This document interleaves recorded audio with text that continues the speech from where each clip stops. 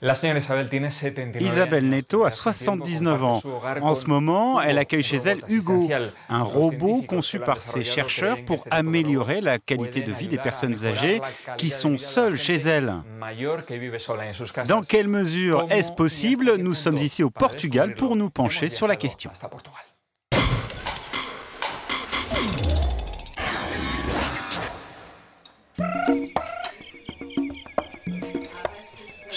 Isabelle a réchappé à une attaque cérébrale il y a 10 ans.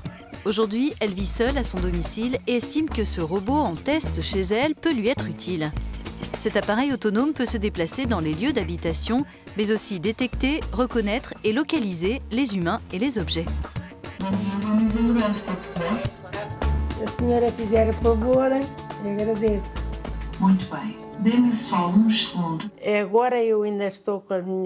Aujourd'hui, je me sens plutôt bien, j'ai toutes mes facultés. Mais je vais devenir de plus en plus vieille et peut-être sénile. Par exemple, si je perds mes lunettes, ce serait bien de pouvoir demander au robot de les chercher. Ce serait vraiment utile.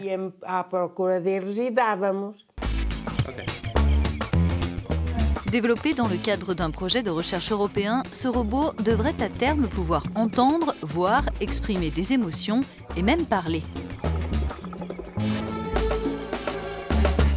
Ce robot est capable de synthétiser des voix et de comprendre des mots. À partir de là, on fait en sorte qu'il soit capable de donner des réponses adaptées à ce que l'utilisateur dit au fil de la conversation.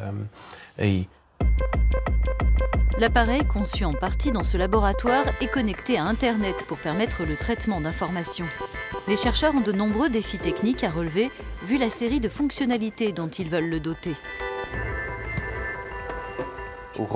Notre idée, c'est qu'éventuellement le robot s'intègre à un dispositif Smart Home chez les utilisateurs.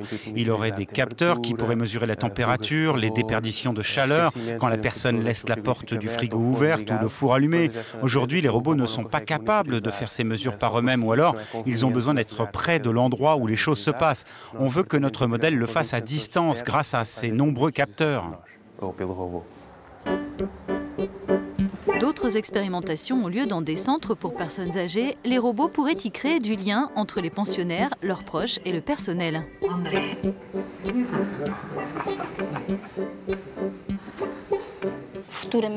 Je crois que dans l'avenir, ces robots pourraient être des outils intéressants.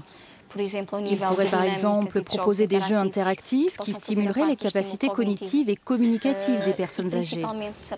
Les robots les inciteraient à parler, à converser, et ça répondrait à un grand besoin, comme ces personnes vivent seules et parlent de moins en moins.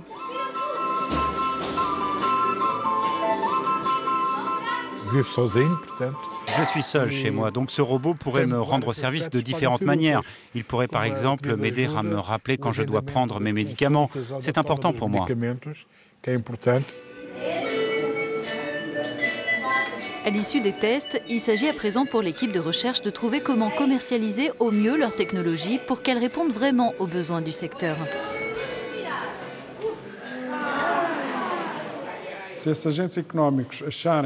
Si les professionnels de santé sont convaincus que cette technologie peut vraiment permettre de répondre aux défis démographiques auxquels l'Europe est confrontée, alors ça créera un marché, ce qui automatiquement favorisera le développement de ces technologies. Les chercheurs estiment que le prix de leur robot, élevé évidemment, est amorti au vu du soutien qu'il apporte aux personnes âgées isolées pour qu'elles restent plus longtemps actives et indépendantes.